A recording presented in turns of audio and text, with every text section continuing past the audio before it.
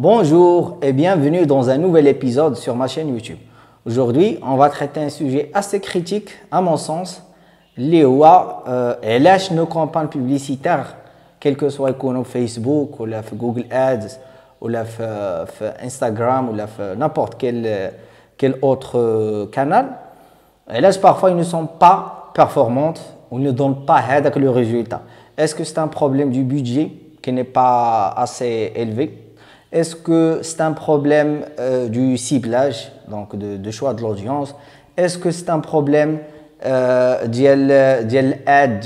la pub, donc la publication, la description, le title, le headline, il n'est pas assez catchy, le créa, donc l'image, il n'est pas assez hada. Donc voilà, donc aujourd'hui, ça serait ça le sujet, Inch'Allah.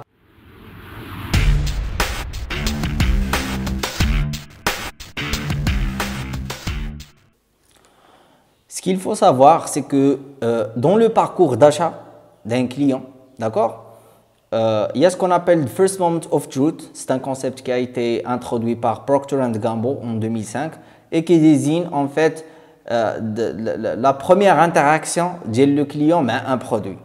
En 2010, je crois, oui, en 2010, Google a créé aussi, ou a introduit un autre concept qui s'appelle Zero Moment of Truth, donc, ou le ZMOT. C'est là où le client il cherche de l'information sur le produit, il compare des produits, il est sur Internet pour lire des avis, pour consulter les autres expériences des autres clients. D'accord? Et généralement, c'est là où on doit être présent, d'accord? Le processus d'achat d'un client. Donc, donc ce que j'aimerais, il y a un schéma, d'accord, pour en fait éclaircir un point très important. Une campagne de marketing digital, on la lance aujourd'hui et demain on devient hada, la baisse.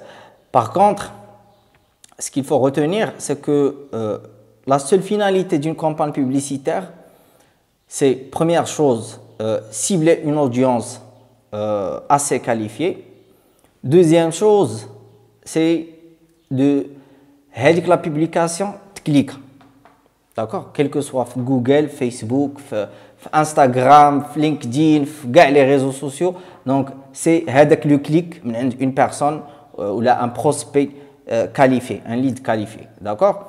Donc, c'est pour ça que j'ai subdivisé de before the click and after the click. Généralement, les stratégies du marketing digital qu'on utilise before the click. Donc, tout ce qui est SEO, Search Engine Optimization ou référencement naturel, Search Marketing, Display Marketing, YouTube Marketing, donc Video Marketing, donc ce sont des produits de Google Ads, Facebook Marketing, Facebook Ads, Instagram Marketing, etc. Donc, généralement, les techniques ou les stratégies qui sont la première partie d'une approche marketing exhaustive ou la cohérente, d'accord. Parce que voilà, on lance une campagne après le clic ça fait donc après le clic il y a d'autres techniques, une autre histoire, d'autres le business, d'autres capacités à analyser after the click. Mais c'est toujours le problème before the click, la campagne Facebook. Certes, parfois le problème qui est le paramétrage, le ciblage, le choix des audiences, descriptif. Donc, il y a plusieurs paramètres à analyser ici, le cas d'une campagne publicitaire qui ne marche pas. Par contre, les gens négligent souvent, généralement, after the click, la partie où le client, quand il clique sur la publication, d'accord, ou là sur l'ad اللي تيبان ليه تيدوز لواحد l'étape وهذيك l'étape elle est négligée وهذيك l'étape vraiment qui fait défaut في la majorité des cas. Donc هنا تنهضروا على اليوزر اكسبيرينس في le site web, d'accord. واش لو سيت ويب كاين بارفوا يا لا بوبليسيتي اللي هادي نيكل كلشي زوين، تدخل في لا بوبليسيتي، تدخل ان سيت ويب تلقى حتى شي حاجه تتلقى اليوزر اكسبيرينس. دونك اليوزر اكسبيرينس ان فيت سي ليكسبيريونس كليون في لو سيت. تدخل في لا بروميير باج كيفاش tu passes par كيفاش tu navigues كيفاش تدوز لي زوتر باج كيفاش tu passes commande. دونك هادو كاملين تدخلوا في اليوزر اكسبيرينس. الكونفرجن اوبتمايزيشن ان فيت هذه حتى هي سون ديسيبلين كبيره اللي عندها فريمون ان امباكت. هذا كاين سكون ابل لو تو de conversion. Le taux de conversion, c'est combien de trafic on a drainé sur le site et combien de trafic on a pu avoir des clients. Donc, le trafic, qu'ils passent commande ou qu'ils s'inscrivent à un formulaire. Il y a aussi le copywriting qui fait le copy mktuba, d'accord? Donc, il y a ce qu'on appelle sales letter, qui fait on vend le côté textuel le site web. Donc on a plus là le côté esthétique, structure du site web, le formulaire, on est plus concentré sur le côté textuel, donc pour connaître vraiment le texte, il est assez convaincant. Est-ce qu'on est avec la logique de convaincre le client pour passer commande ou là qu'il reste donc sales process, qui fait dire sales process, donc cela ça dépend. Là le business model de l'entreprise, sales process généralement c'est quoi? C'est que qu'il y a des entreprises par exemple des brick and mortar ou là ce qu'on appelle des entreprises qui existent dans une zone locale, des médecins ou là, des avocats ou là. Donc généralement soit le client généralement il doit passer par un coup de téléphone. Donc du coup il doit remplir un formulaire.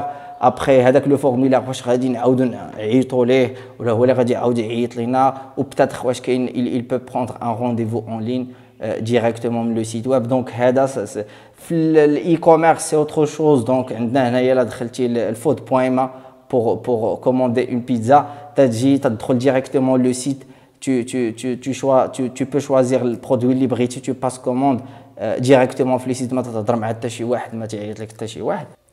Et enfin, on a dit offer, ok, donc c'est vraiment un élément très important qui va se dire à l'offre. On essaie d'avoir une idée sur le prix. Est-ce qu'elle est alignée avec le prix du marché, ou est-ce qu'il y a une demande sur cette offre. Donc ça entre plusieurs paramètres ici.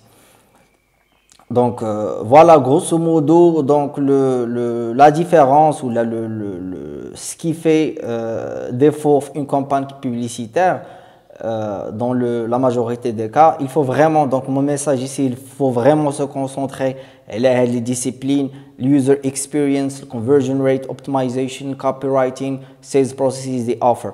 Donc vraiment c'est vraiment il joue un rôle très très important le parcours d'achat, d'accord. Ils sont négligés. Certes, ce sont des nouvelles disciplines.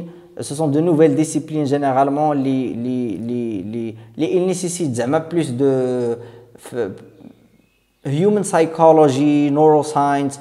Donc pour vraiment comprendre comment l'user interprète les données sur les sites web quand il est en train de naviguer. Donc ça nécessite vraiment. De notre part, nos reconversions, on est en train de traquer chaque session. Par exemple, les personnes qui ont visité le site web, c'est un exemple de heatmap. Donc, qu'est-ce qu'ils font? Fin de cliquer ou fin qu'il y ait plus de densité par rapport au taux de clic. Donc voilà, on est arrivé à la fin de cet épisode. Inch'Allah, un nouvel épisode et see you soon.